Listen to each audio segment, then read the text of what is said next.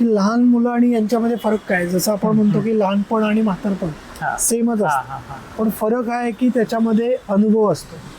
लहानपणामध्ये काही अनुभव नसतो, त्याच्यामुळे आपण मारून मुटकून त्यांना आपल्याला जे पाहिजे ते करून घेऊ शकतो. पण म्हातारपणामध्ये तो अनुभव गाठीशी असल्यामुळं ते आपण म्हणतो ते ऐकणार नाही. नमस्कार. जगण्यातील काही चॅटच्या एका नवीन एपिसोडमध्ये तुम्हा सर्वांचं मनापासून स्वागत. आपल्या मागच्या कित्येक एपिसोड्सला अनेकांनी खूप छान प्रतिसाद दिला आणि नवीन काय काय एपिसोड विषयी आम्हाला ऐकायला आवडेल, पाहायला आवडेल असे बरेच जणांचे प्रश्न येत होते. तर आजचा हा एक स्पेशल एपिसोड आपण करत आहोत. वृद्ध काळातले, वृद्ध अवस्थेमधील काही आजार आणि ह्याच्याविषयी मानसिक आजार हा मेन लोकांचा कन्सर्न होता. आणि डिमेन्शिया म्हणजे विस्मरण होणे हा एक फार सध्याचा एक मोठा विषय आहे. आणि शक्यतो वयाच्या 50-60 नंतर या डिमेन्शियाची सुरुवात होत असते. आणि ह्याविषयी कित्येकांचे प्रश्न होते की साध्या गोष्टीतून आम्हाला ह्याविषयी माहिती ऐकायला आवडेल आणि ह्यातून आम्हाला काय उपचार कसे करता येतील किंवा काळजी कशी घेता येईल घरच्या आमच्या पेशंटची. तर आज आम्ही डॉक्टर आदित्य पाटील हे एक सायकॅट्रिस्ट आहेत. आम्ही बरोबरच काम करतो. मुक्तांगण, तपस अशा दोन्ही संस्थांमध्ये ते व्हिजिटिंग डॉक्टर्स म्हणून आहेत आणि पुण्यातील IPH जे सेंटर आहे तिथे सायकॅट्रिस्ट म्हणून काम करतात. डॉक्टर आदित्य पाटील यांचा जेरियाट्रिक सायकॅट्री म्हणजे वृद्ध अवस्थेमध्ये असणारे मानसिक आजार यावरती बराच अनुभव आणि अभ्यास आहे. तर आज त्यांच्याशी गप्पा मारून आपल्याला देखील त्यातून बऱ्याच गोष्टींचा उलगडा होईल असा नक्कीच विश्वास वाटतो.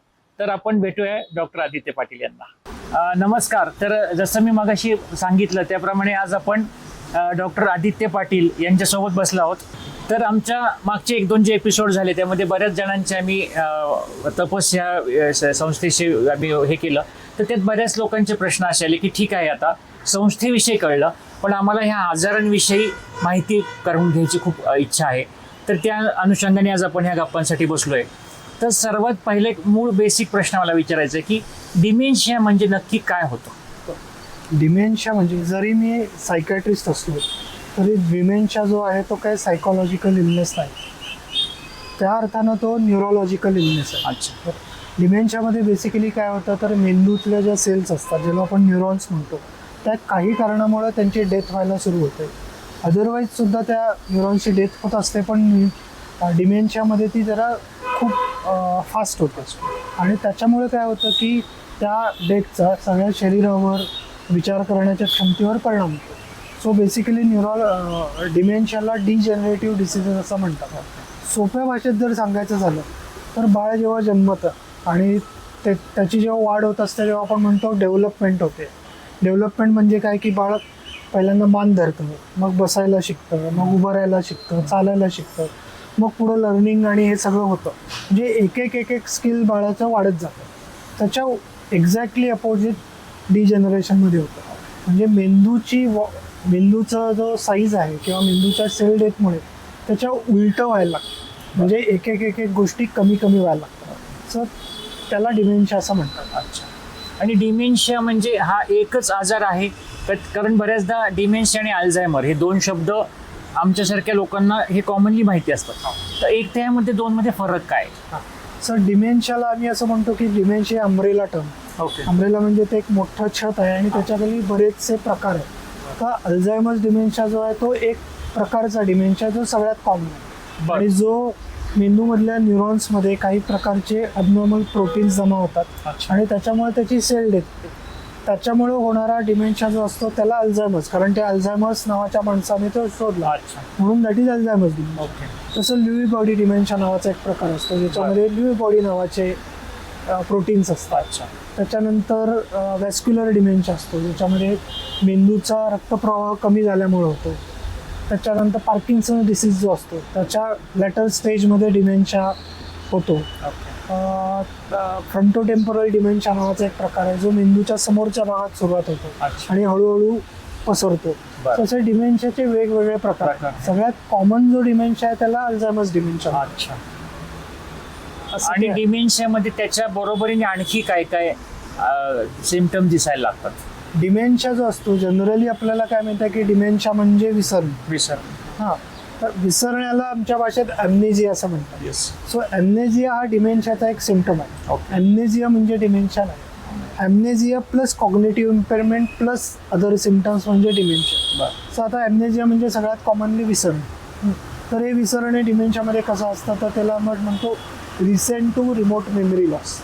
जे नवीन गोष्टी लक्षात राहत नाहीत, जुन्या गोष्टी तशाच असतात. त्याच्यामुळे बरेचसे नातेवाईक म्हणतात हा नाटक करतोय, कारण मागचं तर सगळं आठवतं, 10 वर्षापूर्वीचं चांगलं आठवतं म्हणून सकाळचा चहा आठवत नाही किंवा काल काय झालं तर आठवत. तर बेसिकली नवीन मेमरी जी आहे ती स्टोअरच होत नाही, म्हणजे तयारच होत नाही. पण जुन्या मेमरी ज्या ऑलरेडी स्टोअर्ड आहेत त्या राहतात आणि मग त्या हळूहळू त्यांचा ऱ्हास व्हायला. तर सुरुवातीला असं दिसतं की मेमरीमध्ये गॅप्स आहेत, म्हणजे कुठला इव्हेंट आधी घडला कुठला नंतर घडला हे लक्षात येत नाही. पण जसं जसं डिमेन्शिया प्रोग्रेस होतं तसं कम्प्लीट मेमरी लॉस होतो आणि मग ती व्यक्ती टाईमलाईनमध्ये मागं राहायला लागतं. म्हणजे आता फक्त लग्नाच्या आधीचंच आठवतंय, काही वर्षांनी लहानपणाचंच आठवतंय, मग गावातलंच आठवतंय. जर एखादी व्यक्ती गावातून शहरात आला असेल तर ते असं मेमरी लॉस होत जातं. त्याच्यासोबतच कॉग्नेटिव्ह इम्पेअरमेंट. कॉग्निशनमध्ये काय होतं तर एकतर मेमरी झालं, त्याच्यानंतर विचार करणे, विचारांची सुसूत्रता, प्लॅनिंग अँड एक्झिक्युशन. म्हणजे एखादी गोष्ट आपल्याला जर करायची असेल तर त्याचा आपण प्लॅन करतो, जे अगदी आपल्याला न कळत सगळ्या गोष्टी होत असतात. पण आपण एखादी गोष्ट ठरवतो आणि ती करतो, हे याची गडबड होते. त्याच्याबरोबरच मेंदूच्या वरच्या भागात म्हणजे परायटल लोब म्हणतात, त्याच्यामध्ये स्पेशियल व्हिज्युअल स्पेशियल रिकॉग्निशन म्हणतात. म्हणजे ते आता आपण इथे बसलोय तर आपल्याला डोक्यामध्ये मॅप तयार झाला की एक्झिट कुठे आहे, तुम्ही कुठे बसलाय किंवा आजूबाजूला काय आहे, आणि हा मॅप सतत अपडेट होत असतो. डिमेन्शियामध्ये हा मॅप अपडेट होणं बिघडतं. त्याच्यामुळं काय होतं की अशी व्यक्ती जेव्हा नवीन वातावरणात जाते त्यावेळी कन्फ्यूज होते. म्हणजे बऱ्याच वेळेला असं होतं ना की आईला किंवा बाबांना बरं वाटावं म्हणून मग आपण वेगळ्या वातावरणात त्यांना घेऊन जाऊ, पण घडतं उलटंच. वेगळ्या वातावरणात गेलं की जास्त गडबड वाटतं. असं का? कारण नवीन वातावरणात कन्फ्युजन वाढतं. म्हणजे थोडं मी याच्यात मध्ये बोलतो, जनरली हा एक ट्रेंड असा असतो की 2 भाऊ आहेत आणि एका भावाकडे डिमेन्शिया झालेले वडील 6 महिने राहत आहेत, तर ते दुसरीकडे गेल्यानंतर दुसऱ्या भावाकडे गेल्यावरती डिस्टर्ब होतात. त्याचं कारण काय आहे? मग तेच आहे, म्हणजे एकतर वातावरणातला बदल होतो. ओके. त्याच्यानंतर रुटीनचं खूप इम्पॉर्टन्स आहे. रुटीन बिघडलं म्हणजे सकाळी किती वाजता चहा पिला जातो, किती वाजता उठायचं, चहा प्यायचा, आंघोळ किती वाजता करायची, हा एक सेट पॅटर्न नसेल तर डिमेन्शियाचे लोक छान राहतात. पण जर ते नाही राहिला तर मग गडबड होते आणि ते कन्फ्युजन वाढतं. मग त्यांना ते कळत नसल्यामुळे मग चिडचिड वाढते, आरडाओरडा वाढते, कधी कधी मग भास भ्रम व्हायला लागतात. तर बऱ्याच वेळेला असं होतं की मग ब्लेमिंग चालू होतं की तुझ्याकडे गेले आणि गडबड झाली किंवा तू चांगली काळजी घेत नाही. तसं नसून तर ते डिमेन्शिया तू जास्त आवडतंय, मी नाही किंवा तुलाच ओळखतात मलाच ओळखत नाही. हे पण कॉमन आहे. म्हणजे तुला ओळखतात मला ओळखत नाही किंवा तुझ्याशी जास्त प्रेमाने बोलतात माझ्याशी प्रेमाने बोलत नाही. तर हे मेमरी गॅप्समुळं किंवा अशा कन्फ्युजनमुळं वाढू शकतं. पण म्हणजे मला आता हे विचारायचं की पेशंटला होणार डिमेन्शिया हा तर एक मोठा विषय आहे, पण आता समजा आज मला डिमेन्शिया झालं, हे डायग्नोज झालं, तर माझी बायको, मुलं यांनी आजच्या दिवसापासून काय पुढचा प्लॅन करावा किंवा काय काळजीसाठी टप्प्याटप्प्याने निर्णय घ्यावेत? डिमेन्शिया जो आहे त्याला आपण म्हणतो डिजेनरेटिव्ह डिसीज. तर तो डिजेनरेटिव्ह डिसीज हा प्रोग्रेसिव्ह डिसीज आहे. म्हणजे डिमेन्शियाला कुठलेही परत करण्यासाठी म्हणजे बरं करण्यासाठी ट्रीटमेंट नाही, डिमेन्शिया थांबवण्यासाठी कुठलीही ट्रीटमेंट नाही. तर तो चालतच पुढे जात राहणार. असे काही औषध आहेत की ज्याच्यामुळे डिमेन्शियाचे प्रोग्रेशनचा रेट थोडा कमी होतो. त्याच्यामुळे ट्रीटमेंट हा विषय तसा काय डिमेन्शियामध्ये खूप उपयोगाचा नाही. आपण असं म्हणतो की क्वालिटी ऑफ लाईफ मेंटेन करण्यासाठी जे जे करायचं ते करायचं. ट्रीटमेंट कशासाठी आहे तर एकतर ते रेट ऑफ प्रोग्रेशन थोडा कमी करण्यासाठी ट्रीटमेंट आहे, आणि मग जे बिहेवियरल सिम्पटम्स येतात म्हणजे चिडचिड होते तर त्याच्यासाठी आहे, झोप लागत नाही तर त्याच्यासाठी औषध आहे, भासभ्रम होतात तर त्याच्यासाठी औषध आहे. पण हे कुठलंही औषध आहे डिमेन्शिया ट्रीट करण्याचं औषध नाही, तर ते सिम्पटम कमी करण्याचं औषध. म्हणजे समजा ताप येतो तर एक पॅरासिटामॉलची गोळी असते आणि एक असतं अँटीबायोटिक आहे ते बरं करण्यासाठी असतं, पॅरासिटामॉल जे आहे ते ताप थांबवण्यासाठी असतं. तसंच डिमेन्शियाचे सिम्पटम कंट्रोलसाठी औषध आहे, पण डिमेन्शियाच्या ट्रीटमेंटची कुठलीही ट्रीटमेंट नाही. मग अशा वेळी काय करायला लागतं की केअर गिव्हिंग म्हणजे काळजी घेणं जास्त इम्पॉर्टंट आहे रादर दॅन ट्रीटमेंट. मग याच्यामध्ये नातेवाईकांचा रोल खूप इम्पॉर्टंट आहे. म्हणजे एकतर हे एन्व्हायरमेंट मेंटेन करणं, त्यांचं रोजचं स्ट्रक्चर मेंटेन करणं, प्लस मेंदूचा जो जो भाग अफेक्ट होणार आहे ते फंक्शन अफेक्ट होणार. म्हणजे प्रोग्रेसिव्हली फॉर एक्झाम्पल एखाद्या व्यक्तीला जसं मी म्हटलं ना की कॉग्नेटिव्ह इम्पेअरमेंट होतं, तसंच शरीरातले पण काही बदल होतात. म्हणजे भूक लागत नाही, खाल्लेलं अन्न पचत नाही, चालण्या फिरण्यामध्ये प्रॉब्लेम्स येतात, बऱ्याच वेळेला लघवी आणि संडासचा कंट्रोल जातो.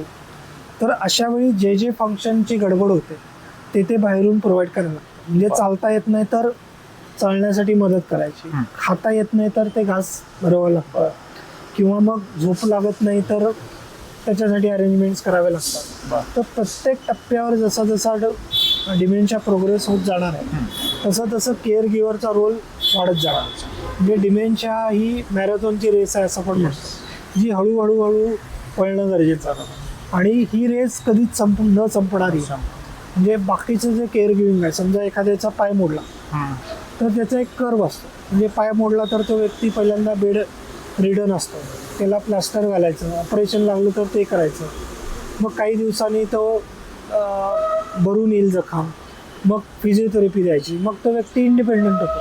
पण डिमेन्शियाची केअर गिव्हिंग तशी नाही आहे. तर डिमेन्शियाची केअर गिव्हिंग अविरत वाढत जाणार आहे, ती वाढणार आहे. त्याच्यामुळं मग एकतर मल्टिपल केअर गिव्हर्स असणं गरजेचं आहे. एकच व्यक्तीनं तो भार न घेतला पाहिजे. त्याच्यानंतर कुठला पार्ट कुणी करायचा हे ठरवणं गरजेचं आहे. मदत घेणं गरजेचं आहे. बाहेरून समजा एखादा व्यक्ती आपल्याला नर्सिंग स्टाफ ठेवायला लागतं तर तो ठेवणं, अजून कोणी नातेवाईक जर मदत करत असतील तर ती घेणं हे खूप गरजेचं आहे. कारण अशा केअर गिव्हिंगमध्ये सतत अडकल्यामुळं बऱ्याच वेळेला मग केअर गिव्हर्सचं पण आम्ही त्याला म्हणतो की बर्नआउट होतं. म्हणजे त्याचं पेशन्स संपतो. आणि मग केअर गिव्हरला सुद्धा एन्झायटी, डिप्रेशन, चिडचिड, रागराग होतो. आणि मग जो पर्पज आहे म्हणजे त्या व्यक्तीची काळजी घ्यायची तो उलट व्हायला, म्हणजे त्या व्यक्तीचाच राग यायला की याच्यामुळं मी अडकले आहे किंवा अडकलोय, याच्यामुळं मी सततच बर्डन नाही, या व्यक्तीमुळं मला काहीच करता येत नाही, माझं लाईफ गोलगोल फिरतंय. अशामुळं मग त्या व्यक्तीवरच राज निघतो, त्याच्याविषयीच निगेटिव्ह विचार येतात आणि ते यायला लागलं की त्याची गिल्ट, मी असा कसा विचार करू शकतो किंवा शकते. आणि त्याच्यामुळं मग ते एक वाईट चक्रात केअर गिव्हर अडकण्याची शक्यता असते. त्याच्यामुळं मग ह्या सगळ्या गोष्टी करणं गरजेचं आहे की मदत घेणं, शेड्यूल मेंटेन करण्याचा प्रयत्न करणं, आपणच मीच सगळ्यात चांगली काळजी घेऊ शकतो किंवा शकते असं न ठेवता ते डेलिगेट करता येणं. म्हणजे बऱ्याच वेळेला असं आम्ही बघतो की हजबंडला डिमेन्शिया आहे आणि त्यांची जी वाईफ आहे त्या सुद्धा 70s 80sच्या आहेत. त्यांना असं वाटतं की मी चांगली काळजी घेतो, केअर गिव्हर असतो, पण प्रत्येक वेळी उचलताना मीच समोर राहणार, प्रत्येक वेळी आंघोळ घालताना मीच समोर राहणार, अन्न भरवताना मीच घालणार, तू फक्त मला मदत कर. अशामुळं मग ते बर्डन वाढत जातं. त्याच्यामुळे डेलिगेट करता आलं पाहिजे. म्हणजे हे काम तूच करायचं, तूच कर, मी फक्त बघणार. किंवा आपण खूप अटेन्स करत असू तर तो केअर गिव्हर पण एक वेळेला म्हणतो मग आता तुम्हीच बघा आणि तो बाजूला सरकून घेतो. करेक्ट. म्हणजे ते पूर्ण रिस्पॉन्सिबिलिटी न दिल्यामुळे समोरचा व्यक्ती पण मग बरोबर आहे, तुमचं तुम्हाला जे करायचं ते करा असं ते होतं. पण आपल्याकडे गिल्ट हा फॅक्टर फार मोठा आहे की मी ह्या नात्याने बांधलं गेलं एखाद्या व्यक्तीशी, तर हे मीच केल्याशिवाय पर्याय नाही की मीच केलं पाहिजे, या पायी हे होत असावं बऱ्याचदा. बरोबर आहे. पण त्याच्यामध्ये 2-3 गोष्टी असतात. डिमेन्शिया जो आहे तो एकतर एल्डरली लोकांच्यात होतो. म्हणजे 65च्या नंतर जनरली कॉमनली डिमेन्शिया होतो. म्हणजे रिटायरमेंट नंतर बऱ्याच लोकांना हळूहळू तो वाढत जातो. म्हणजे त्यांची जी काळजी घेणार आहे, एकतर समजा स्पाऊस आहे तर त्यासुद्धा किंवा ती व्यक्तीसुद्धा अराउंड 60 असते, त्याची सुद्धा स्वतःची कपॅसिटी कमी झालेली असते. समजा मुलं आहे ते सुद्धा 40s 50s क्रॉस केलेली असू शकतात, त्यांचेसुद्धा स्वतःचे हेल्थ इश्यूज आणि हे सगळं असतं.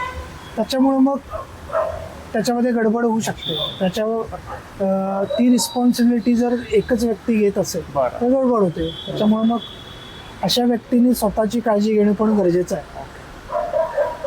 किंवा ह्याच्या पुढचा एक भाग आहे, समजा की आता समजा आता आपण हाड मोडल्याचा विषय काढला तर घरच्यांना हे माहितीच नसतं की हाड मोडलेल्या पेशंटची फिजिओथेरपी कशी घेतात, त्याला वॉकरवर चालवतात कसं.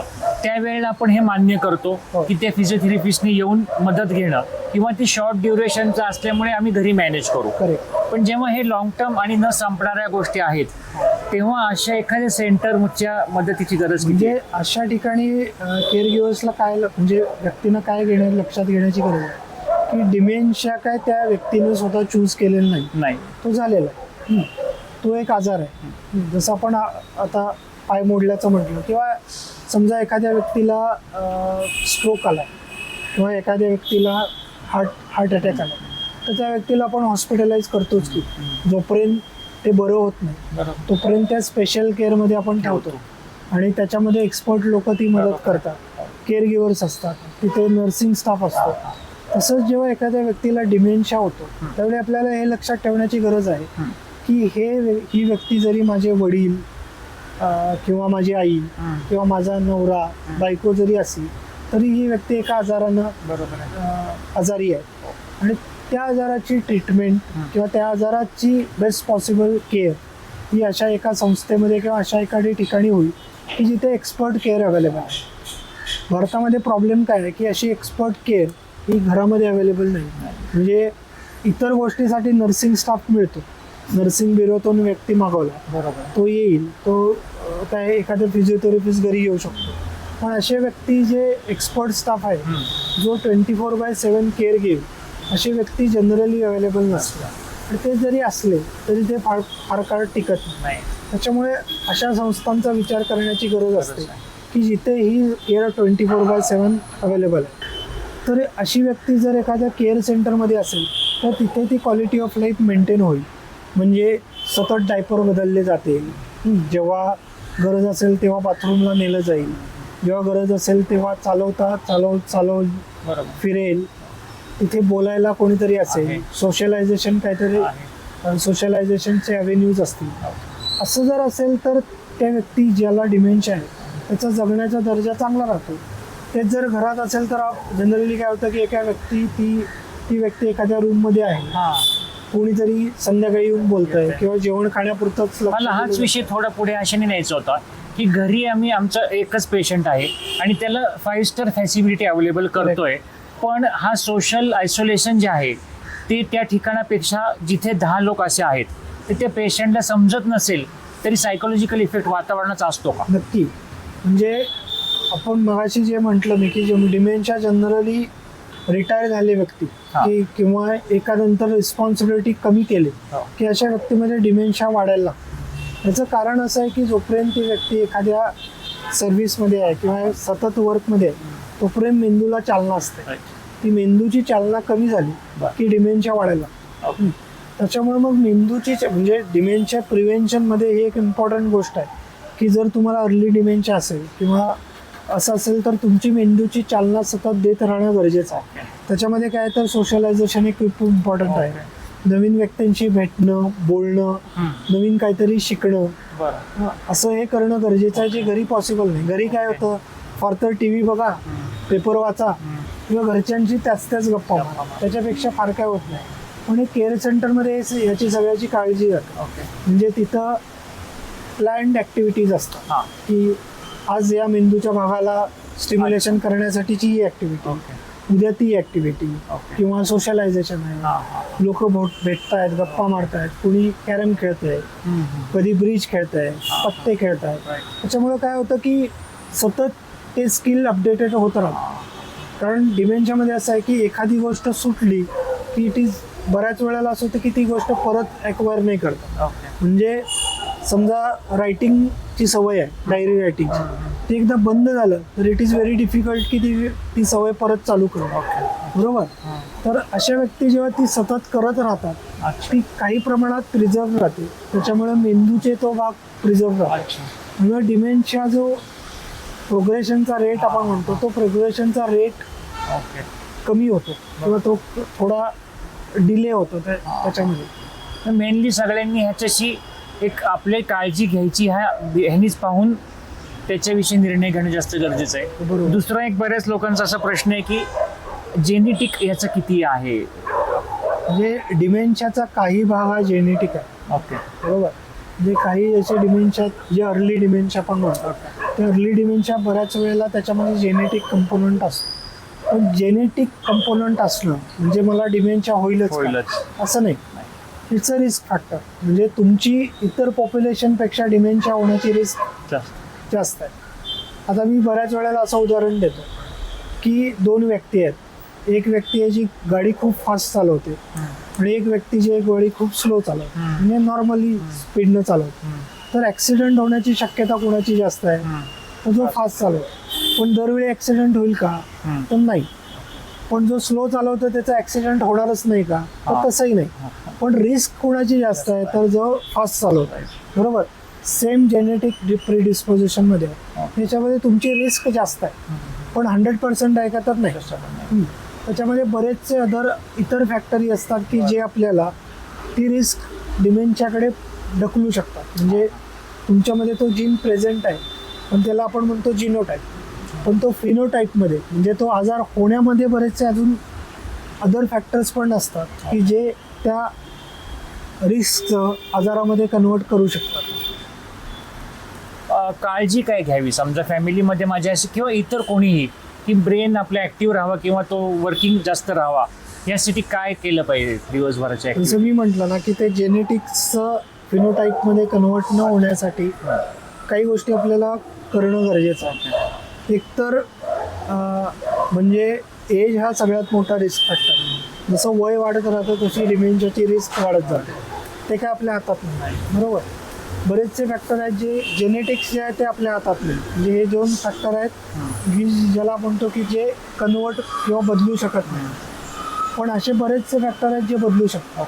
फॉर एक्झाम्पल स्ट्रेस आहे, तर स्ट्रेसमुळे डिमेन्शियाची रिस्क वाढते. तर इफेक्टिव्ह स्ट्रेस मॅनेजमेंट शिकणं गरजेचं आहे. कोणताही मानसिक आजार झालेला असेल, स्पेशली डिप्रेशन किंवा अँझायटी, याच्यामुळे डिमेन्शियाची रिस्क वाढू शकते. त्याच्यानंतर व्यसन आहे.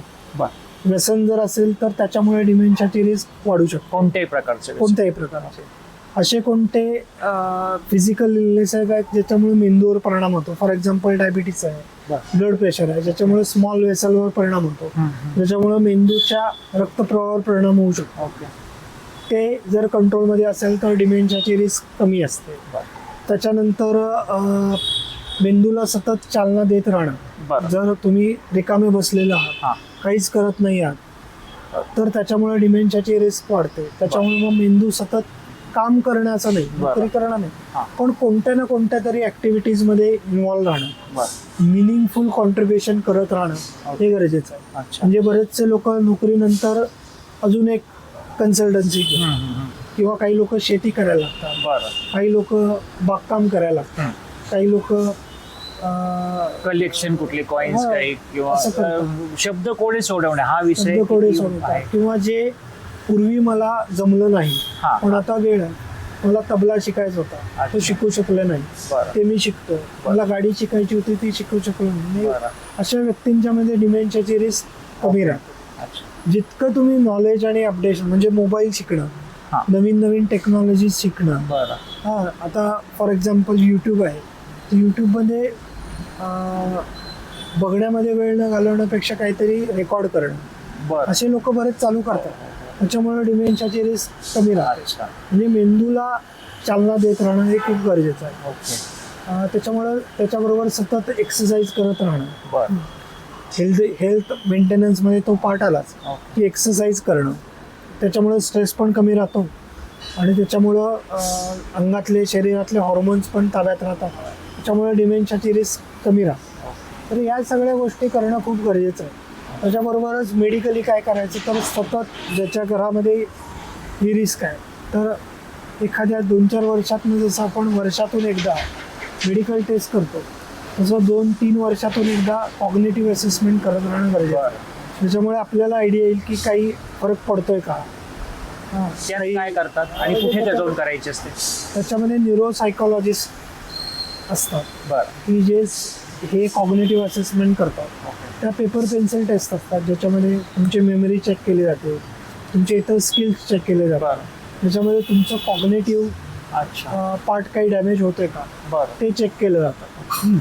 तर ते असेसमेंट मोठ्या हॉस्पिटलमध्ये किंवा इतर ठिकाणी अवेलेबल असतं. बरं. ते करत राहणं गरजेचं आहे ओके. जर रिस्क असेल तर. आणि तसं काय होत असेल तर मग प्रिव्हेन्शन म्हणजे हे जे मी म्हटलं ते अजून जास्त प्रमाणात करणं गरजेचं असतं. नातेवाईकांनी समजा सायकेट्रिस्ट असेल किंवा न्यूरोलॉजिस्ट असेल यांच्याशी नातेवाईकांनी किती काळाने संपर्कात राहणं गरजेचं आहे म्हणजे? म्हणजे जर पेशंट असेल म्हणजे डिमेन्शियाच्या पेशंटसाठी ओके. तर बऱ्याच वेळेला इनिशियल जसं मी म्हटलं ना मेडिकल ट्रीटमेंट खूप काही त्याच्यातला पार्ट नाही. पण जर एकदा मेडिकल ट्रीटमेंट सेट झाली की ती मेडिकल ट्रीटमेंट डॉक्टर जनरली 2-3 महिन्यानंतर बोलवतात. तर 2-3 महिन्यानंतर व्हिजिट करणं गरजेचं आहे. त्याचं कारण असं की ते क्लिनिकली असेस करू शकतात की डिमेन्शियाची प्रोग्रेशन किती झाली. त्याच्याबरोबरच शरीरातले जे बदल होतात फॉर एक्झाम्पल शुगर वाढली आहे, इलेक्ट्रोलाइट बदलले आहेत, ओके. हां, किंवा अजून काही युरिन इन्फेक्शन आहे, अजून कुठलं इन्फेक्शन आहे, तर त्याच्यामुळे त्या शरीरातल्या बदलामुळे डिमेन्शियाच्या प्रोग्रेशनवर परिणाम होतो. म्हणजे कॉमन आहे इलेक्ट्रोलाइट इम्बॅलन्स म्हणजे सोडियमची लेवल कमी होणे हे ओल्ड एजमध्ये खूप कॉमन आहे. सोडियमची लेवल गडबडली की कन्फ्युजन वाढतं. कन्फ्युजन वाढले की इरिटेबल म्हणजे चिडचिड वाढते, भासभ्रम वाढतात. मग बऱ्याच वेळेला काय वाटतं की नातेवाईकांना हा झोपत नाही आहे त्याच्यामुळे चिडचिड वाढली किंवा खातपीत नाही आहे त्याच्यामुळे वाढलं. पण रियालिटीमध्ये काय की हे ब्लड पॅरामीटर्स बदलू शकतात. हिमोग्लोबिन बिघडले तरी गडबड वाढू शकते. शुगर फ्लक्च्युएट होते तरी गडबड वाढू शकते. म्हणून 2-3 महिन्यातून एकदा जे रेग्युलर व्हिजिट्स असतात ते करणं गरजेचं आहे.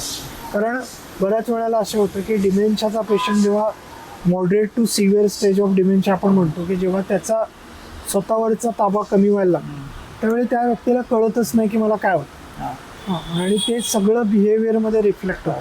म्हणजे पोट दुखतंय तरी चिडचिड होते, डोकं दुखतंय तरी चिडचिड होते, भूक लागली तरी चिडचिड होते. त्याच्यामुळे नेमकं काय चाललंय कळत नाही. तसं ब्लडमधले काय बदल असले तरी ते बिहेवियरमध्येच रिफ्लेक्ट होतं. त्याच्यामुळे जेव्हा जेव्हा बिहेवियरल प्रॉब्लेम्स येतात किंवा जेव्हा जेव्हा असं वाटतं की काहीतरी गडबड होती त्यावेळी डॉक्टरना जाऊन भेटून हे गोष्टी परत चेक करणं गरजेचं आहे. आणि त्याच्याबरोबरच नातेवाईकांनी सुद्धा स्वतःचं असेसमेंट जसं मी म्हटलं करणं गरजेचं आहे. केअर गिव्हर्सनी स्पेशली काउन्सिलिंग सेशन घेणं, स्वतःच्या मेंटल हेल्थची काळजी घेणं हे सुद्धा गरजेचं आहे. कारण तुम्ही स्वतःच जनरली काय असतं की मी काळजी घेते इतकाच तो पार्टपर्यंत ठीक आहे. पण लोकांना हे लक्षात येत नाही की जर मी ठीक असेल तर समोरच्याची काळजी घेते. म्हणून स्वतःच्या तब्येतीकडे लक्ष देणं गरजेचं आहे. मधून जर सायकॅट्रिस्ट इन्व्हॉल्व असेल तर त्यांना स्वतःचे पण अँझायटी स्वतःचे कारण बऱ्याच वेळेला असं लक्षात येतं की आता आई बाबा किंवा स्पाऊस हे गेल्या 6 महिन्यापेक्षा आता खूपच डिटोरिएट झालं. मग ती अँझायटी असते आता काय होईल, हे पुढं काय आहे. तर ते सगळं डिस्कस करणं वेळच्या वेळी गरजेचं असतं. आणि त्याच्यातून स्वतःचे मेंटल हेल्थची काळजी घेणं त्याच्याबरोबर शरीराच्या हेल्थची काळजी घेणं पण गरजेचं आहे. तर मला आता शेवटचे 2 प्रश्न अजून आहेत आमचे मेन की एक जणांचा प्रश्न असा आहे की ह्या आजारामध्ये मृत्यू अटळ आहे हे तर आता आपल्याला कळालं आहे. पण साधारण किती वर्ष लाईफ एक्सपेक्टन्सी म्हणतो ती साधारण किती असते आणि नातेवाईकांनी ह्याची तयारी कशी करावी मनाची किंवा एक साधारण सर्वच? तर लाईफ एक्सपेक्टन्सी जे आपण म्हणतो ते फर्स्ट स्टार्ट ऑफ सिम्पटम म्हणजे पहिला सिम्पटम्स ते शेवट हा 8 ते 10 वर्षाचा कालावधी आपण म्हणतो. पण प्रॉब्लेम असा आहे भारतामध्ये किंवा इतर ठिकाणी की आपल्याला जोपर्यंत ते सिम्पटम्स दिसत नाही म्हणजे जोपर्यंत ती व्यक्ती चिडचिड करत नाही किंवा एकदमच ओव्हर्टली दिसत नाही की हा प्रॉब्लेम आहे बाबा तोपर्यंत आपण ते डिमेन्शियाच्या डायग्नोसिसकडं जातच नाही. त्यामुळे ऑलरेडी 3-4 वर्ष त्याच्यातून गेलेले असतात. त्याच्यामुळे ती जे स्टेज असते तिथून लाईफ एक्सपेक्टन्सी 3 ते 4 वर्षाची असं आपण पकडू शकतो.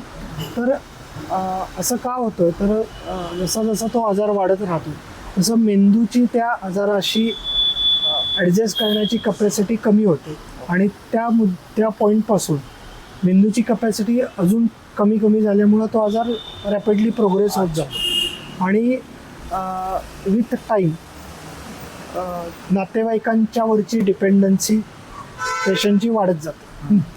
जनरली लोकांना काय गिल्ट असते की मी माझ्या बाबांना किंवा माझ्या स्पाऊजला वेळेत डायग्नोसिस केलं असतं तर काहीतरी करू शकलो असं, मी कमी पडलो किंवा माझ्यामुळं हे होतं.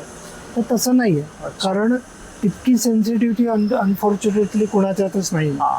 तर त्याच्यासाठी प्रयत्न करणं सगळ्यांनीच गरजेचं आहे. पण ते जरी अर्ली डायग्नोसिस झालं असतं तरी त्याच्यावर बदलण्यासाठी किंवा ते टाळण्यासाठी काहीच उपाय नसल्यामुळे ते प्रोग्रेस होत जाणार.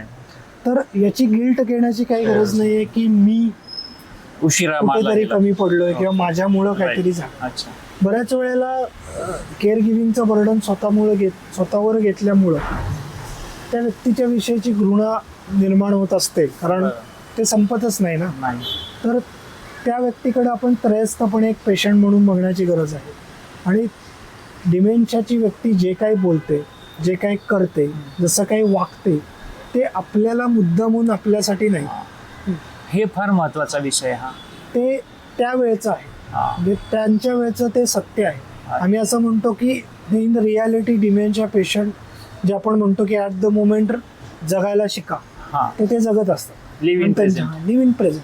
त्यांच्याकडचं मागं कायचं बर्डन नसतं, पुढचं काहीच माहीत नसतं. ते त्या मोमेंटला ते त्यांचा मेंदू जसा काम करतो तसे ते रिॲक्ट करतात. त्याच्यामुळे ते पर्सनली घेण्याची काही गरज नाही. आणि जर आपण उत्तम काळजी घेत असेल, उत्तम व्यवस्था त्यांना देत असेल अशा व्यक्तीला, तर होणारा जो मृत्यू आहे त्याच्यामध्ये आपण एवढंच समाधान आपण ठेवू शकतो की क्वालिटी ऑफ लाईफ, म्हणजे जाताना आई किंवा बाबा किंवा हजबंड वाईफ चांगल्या परिस्थितीत होते, त्यांना आपण निग्लेक्ट केले नाही. आणि त्याला आम्ही म्हणतो की फॅक्टर्स विदिन आवर कंट्रोल. ते फॅक्टर्स विदिन आवर कंट्रोल आपण काम करायचं आणि पुढं जात जायचं. कारण उद्या काय वाढून ठेवलं आहे किंवा अगदी पुढच्या मिनिटाला काय वाढून ठेवलं आहे कोणालाच माहिती ना, डॉक्टरना माहीत आहे ना तुम्हाला माहिती. त्यामुळे तुम्ही गिल्ट घेण्याची किंवा तुम्ही वाईट वाटून घेण्याची काहीच गरज नाही. जशी येईल तशी परिस्थिती हाताळत पुढे जायचं. तुम्ही सुद्धा या परिस्थितीतून पहिल्यांदाच जाता, तुम्ही काही याच्यातल्या एक्सपर्ट नाही आहे. जसं आपण पॅरेंटिंगला म्हणतो ना, तसं तुमच्या अनुभवातून तुम्ही शिकताय. जसं तो वागतोय मुलगा जितक्या वर्षाचा आहे तितक्याच वर्षाचे तुम्ही आई वडील आहात. तसंच तुम्ही केअर गिव्हर सुद्धा तितक्याच वर्षाचे जितक्या वर्षाचे खरी गोष्ट आहे ते पेशंट. बरोबर. तर तुम्ही पण चुका करणार, तुमच्याकडून पण लॅप्सेस होणार आहे. त्याच्यातून शिकत पुढे जायचं. आणि हेच नातेवाईकांना सांगण्याची गरज आहे की there is no perfect way to do it. म्हणजे त्याच अनुषंगाने एक शेवटचा प्रश्न असा विचारला एक जणांनी की आमच्या घरच्या डिमेन्शियाचे पेशंट आम्ही तो खुश राहावा म्हणून काय करावं खरं. तर बघा, सगळ्यात पहिलं आपण काय करतो की आपल्याला असं वाटत राहतं की हे चुका करताय तर यांना करेक्ट केलं पाहिजे. तर आपण विचारलं, बाबा काय खाल्लं सकाळी? बाबा म्हटले उपीट खाल्लं. नाही, तुम्ही उपीट कुठं खाल्लं? तुम्ही तर आज पोहे खाल्ले. एवढं पण विसरला ना, काही गरज नाही. कारण त्याच्यामुळे काय होतं की त्या व्यक्तीच्या लक्षात काही पोहे पण नाही राहणार आहेत ना उपीट राहणार आहे. पण तसं केल्यामुळं बऱ्याच वेळेला त्या समोरच्या व्यक्तीला त्याच्या हँडिकॅपची जाणीव होऊ शकते. अरे माझ्या मेमरीवर समोरचा व्यक्ती डाऊट घेतो, त्याच्यामुळे हे समजतं का? पण असं बोललेलं कळतं त्या माणसाला. हो, कारण तेवढ्या मोमेंटमध्ये कळतं ना की मी बोललोय त्याच्या उलट बोललं. अच्छा. रिएक्शन किंवा अर्ली डिमेन्शिया जेव्हा असतो तेव्हा तितकं सेन्स असतो की मी एक बोलतो आणि समोरचा त्याच्या विरुद्ध बोलतोय. बऱ्याच वेळेला असे डिमेन्शिया असतात की ज्याच्यामध्ये मेमरीचा प्रॉब्लेम कमी असतो पण वागण्या बोलण्यातला प्रॉब्लेम जास्त असतो किंवा बिहेवियरल इश्यूज जास्त असतात. अशा व्यक्तीला मेमरी कळते पण त्याच्यावर रिॲक्शन कशा द्यायचं हे कळत नाही. त्याच्यामुळे अशी व्यक्ती चिडचिड करू शकते, रागराग करू शकते, त्याच्यामुळे वाद होऊ शकतात. तर आपण ती टेबल टेनिसची मॅच होते, मग आपण एक बोलतो तो एक बोलतो, आपण एक बोलतो आणि त्याच्यातून निष्पन्न शून्य होत आहे, वाद वाढत जातात. त्याच्यामुळे जिथे शक्य आहे तिथं अशा व्यक्तीला करेक्ट करणं थांबवायचं. की हे बरोबर आहे, हे चुका. ते म्हणतील त्याला हो म्हणायचं आणि पुढे यायचं. बऱ्याच वेळेला मग ते लक्षात कसं राहणार असं आपण म्हणतो. तर लक्षात कसं राहणार त्याच्यासाठी काय करायचं, ती व्यक्ती जेव्हा शांत असते त्यावेळी त्याला मेमरी प्रिझर्वेशनचे जे टेक्निक आपण म्हणतो, जे कोडी सोडवणं असू दे, गेम खेळणं असू दे, हे करायला लावायचं. बरं. पण वाद घालून काहीच नाही होणार. त्याच्यामुळे वाद टाळायचे. जितकं शक्य आहे तितकं एन्व्हायरमेंट स्टेडी ठेवण्याचा प्रयत्न करायचा. म्हणजे फॉर एक्झाम्पल आपण असं म्हणतो की रंग तोच ठेवा, पडदे तेच ठेवा. त्याच्यानंतर फ्लॉवर पॉट, घरातल्या इतर वस्तू जिथल्या तिथेच ठेवा, स्पेशली त्यांच्या रूममध्ये, ज्याच्याने कन्फ्युजन वाढणार नाही. अर्ली डिमेन्शियामध्ये घरामध्ये जमलं तर साईन बोर्ड वापरा. म्हणजे इकडे टॉयलेट आहे, इकडे दरवाजा आहे. त्याच्यामुळे त्यांना असं वाटतं की इंडिपेंडंट आहे, सतत इन्स्ट्रक्शन नाही द्यायला लागत. जिथे शक्य आहे तिथे ग्रॅब हँडल्स लावा बाथरूम मध्ये वगैरे. जिथे इंडिपेंडेंटली बसणं उठणं किंवा जाणं करता येतं. शक्यतो त्यांना जे काम करायचं आहे ते करू द्या. फॉर एक्झाम्पल आपण असं म्हणतो की ज्या कामाने कुणाचाच तोटा नाही असं करू द्या. म्हणजे भाजी निवड नाही ते द्यायचं, निवडू देत ना. घरातले एखादी आजीबाई म्हणतात की मला केर काढायचं, तर आपण काय म्हणतो, नाही बाई काढून गेली आता कशाला, करू द्या. वाद घालून काहीच नाही होणार. चुकू द्या, चुकलं तरी ते लक्षात ठेवायचं आणि करू द्या. त्याच्यामुळे ती व्यक्ती सुद्धा बिझी राहते, आपण सुद्धा बिझी राहतो. जनरली लोकांमध्ये जरा वाच, आराम कर, किचनमध्ये नको जाऊ. किचनमध्ये ही ट्रिकी गोष्ट आहे, जिथे रिस्क आहे. म्हणजे गॅस ओपन राहू शकतो, अशा ठिकाणी कुणासोबत तरी जायचं.